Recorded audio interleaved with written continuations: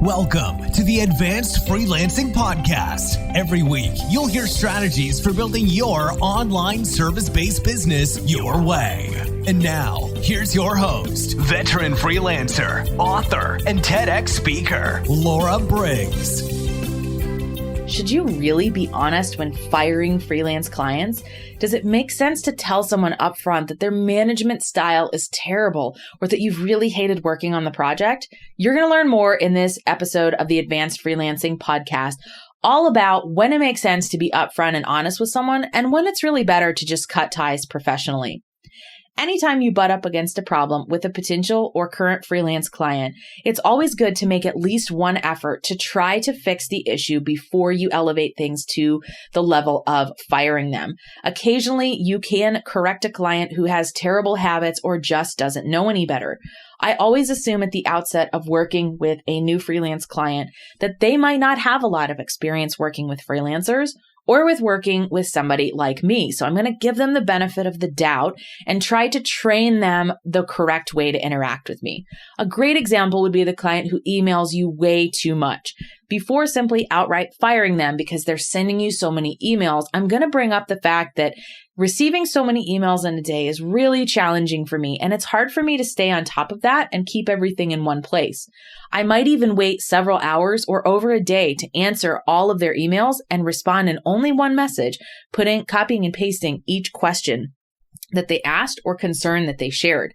The purpose of that is to show them that it's really inefficient to send me so many messages, and that since I often check my email only a few times a day, it becomes very overwhelming and I might miss a message that was sent an hour before. I've also done this with clients by replying to them the following day and saying I didn't see your message because I was already out of office if they sent it at 8 o'clock at night. My purpose here is to clarify what my kind of boundaries are and to let them know this is something they probably shouldn't do in the future unless they want a similar result. Same thing with team members of my own freelance subcontractors who maybe send me multiple emails about the same thing. I'll try to explain to them, hey, this actually confuses me. If you send an invoice and then an invoice reminder 2 days later, when you know that the payment only comes every other Friday, that just creates confusion for me and for the bookkeeper. So please don't do that because it could actually lead to your invoice not being paid because we think that we've received multiple duplicates, right? So always make the effort to try to fix things first before firing a client. But knowing when it's really time to fire your freelance clients, you know it in your gut. You feel it. You've already imagined life without having to be on the phone with them, working on their projects, talking to them over email. You've already imagined how blissful life would be without it. You found yourself procrastinating on their projects or taking it really personally when you get feedback. This is a clear sign that if you've made the effort to try to fix things, or if there's a rigid personality here that isn't going to change, that it's time to let them go. I started working with a client early in 2019 that had a lot of projects for me, but the personality of the person that I was interacting with on their team was really abrasive. Now, the first piece of advice that I got actually from my husband was to consider where this person was from. He said, this is someone who's working as a corporate executive in New York. They talk quickly. They're more aggressive. It's part of the New York personality. So let's give this person a chance and see if they're going to change. And so we had a couple of difficult conversations with the way that they were providing feedback and trying to get me to, do things at all hours of the day.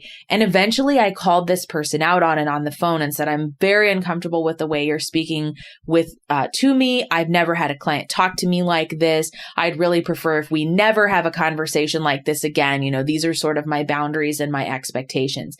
That was my effort to try to fix things and make sure that I wasn't misinterpreting things. And when the behavior continued after that, it was a great opportunity to cut ties. So sometimes it really is better to fire freelance clients. You heard in the past episode, if you've listened to that it's one of the two things that I think is very important when you are scaling your freelance business. It's knowing who to fire and who not to take on to begin with, in addition with some other components of running your freelance business, right? So that idea of knowing who not to work with, key. It's very important for scaling your freelance business. So I'm always an advocate of let's try to fix things before they escalate. But a lot of times people who are stuck in their patterns, they won't change. change. I had a coaching client who was working with a toxic client about a year and a half ago.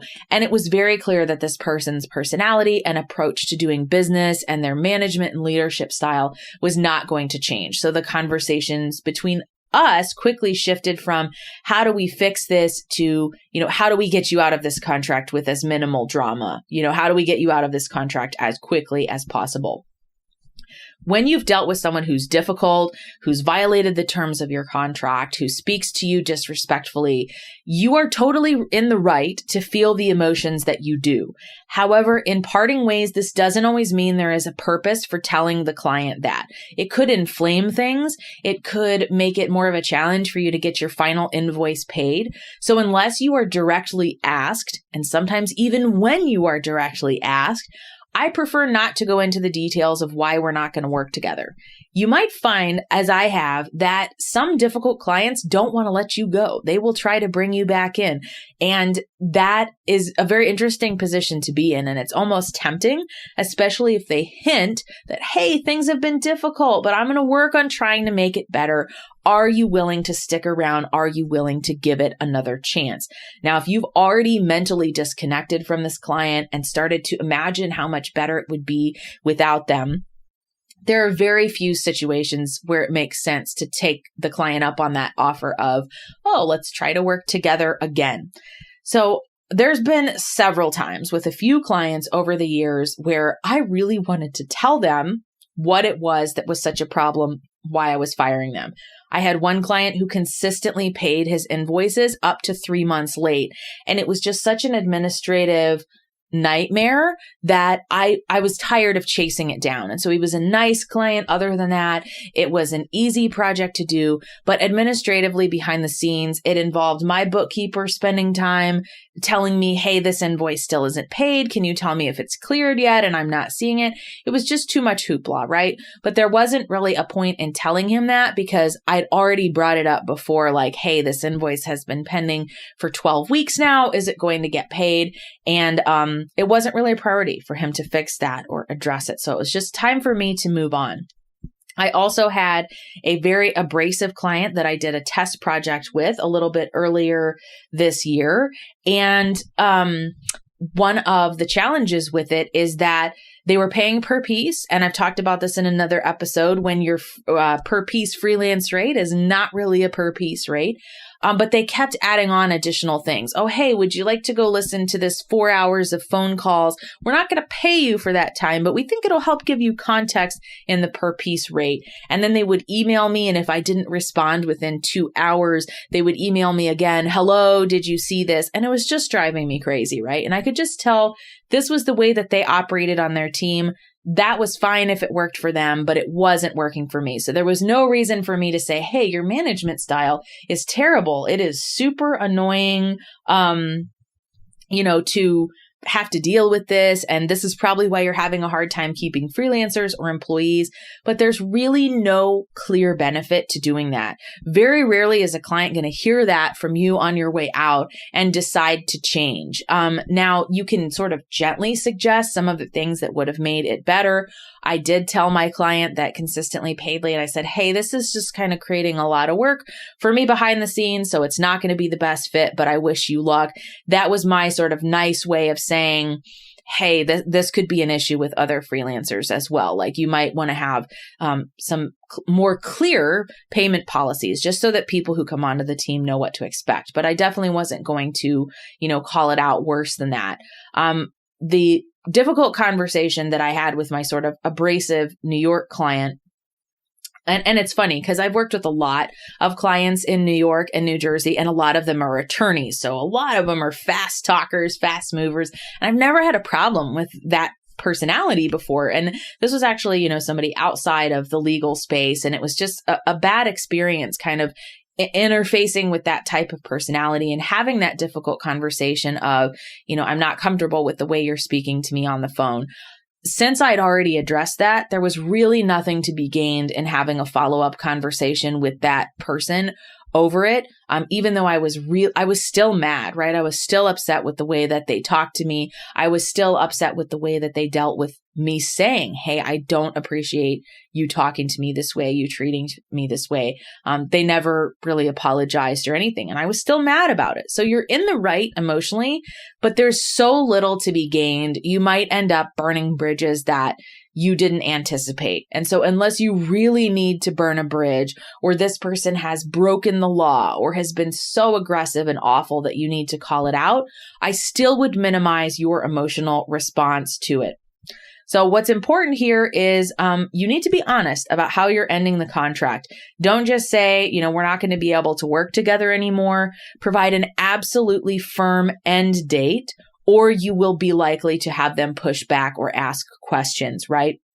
I had a client that I fired because it was one piece at $200 a month, and it was just too small and too much email back and forth with that client over that one piece. It wasn't worth it. And in his mind, he's like, well, I've paid you on time all the time. And, we've been clients for 2 years, but the volume wasn't enough for me. So that was, even when I did provide a firm end date. So you want to give them a very firm out that you're no longer available to work on the project. This is different than I need more money. You're not giving me enough time to create or edit things. We're having too many phone calls and that needs to be cut back. You need this to be very clear that you're leaving, right? So if you were in a traditional job and you went in and talked to your boss about an annoying coworker, that's not necessarily a conversation where you're quitting or you're being fired, right? That could be venting or trying to address the issue with management. You want to be clear, if you're going in to quit with your boss, you better be clear. I'm leaving. This is my 2-week notice. I will be out on X day. Please let me know what you need me to do before I leave. So give your client something of what to expect. If they're a decent client, but just not for you, consider referring them to another freelancer.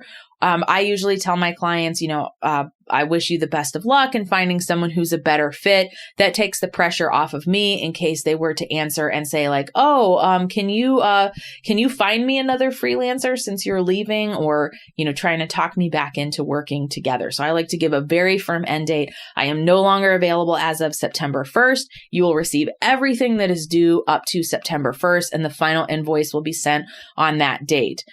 Always try to give them some heads up if you can. If it is a really, really toxic client and you've got to get out and you have the opportunity to do that in your contract sort of immediately, go ahead and exercise it. But in general, even with your difficult clients, exercise professional courtesy. The overbearing client that I fired a couple of months ago after a test project, I simply said, I'm available for edits on the pieces I've submitted for the next 5 business days through the close of business on day number 5. After that, I will not be able to answer emails. So very clear end date. If you have questions about what I've submitted, you can ask him. You have 5 days to ask them, and then I'm no longer going to be available. I'm essentially saying I'm not going to answer your emails at all, right? So give them a very clear end date. Ideally, that's going to be a little bit of time for them to find a replacement. So you want to bring clarity as far as what this means for them. If you are referring someone else, you want to give them a timeline around that too. Hey, I'm going to share this with my freelance network. I'll let you know next week if anyone jumps at the opportunity. You do not really need to be honest about their dysfunction unless there's a specific reason that it's helpful to provide this information. Now, so everything I've said up to this point is, let's not get into the drama. Let's not discuss major serious issues with the client unless it's very egregious. Now, an exception to this is, let's imagine that you're working on a team and the person who hired you is awesome and amazing, super easy to work with, processes things on time, and then they hire somebody under them who's really difficult to deal with. And they might not realize how this new hire is treating you. And so as a courtesy to the person that you liked and don't want to burn a bridge with on your way out, they might ask you, can you tell me why you're leaving? I thought things were going great. I really enjoyed working with you. Well, the personality of so-and-so really wasn't a fit for me. Or I really found that, this person was just a little, too critical for what I was expecting in the feedback process. You can still be diplomatic in giving that sort of feedback when it makes sense. So I do like to alert people if I feel that, it's affecting them or their business and they don't realize it. So if they've got somebody who's really awful on the team, there's a good chance you're not the only person who has recognized it. Going back to one of the jobs I had in the past, when I stepped into the position, everyone had a problem with this one other employee. And of course, I had a problem with that employee too when I started. And it was clear it wasn't just me, but I wanted to make sure, like, hey, it's kind of weird that everybody has an issue with this person. And other people had brought it to management's attention. And when I quit, I went out with a letter that was like, these are all of the things that have happened just to me personally. Can't speak to anyone else, but this is the main reason why I'm leaving is this person. They're too difficult to deal with. They're openly rude and borderline hateful, right? So that was an instance where, and it actually ended up changing things at the company. That person was let go, and all my former coworkers were kind of like, oh my gosh, you saved us, on your way out. Like they finally had heard enough complaints in management that this person needed to go.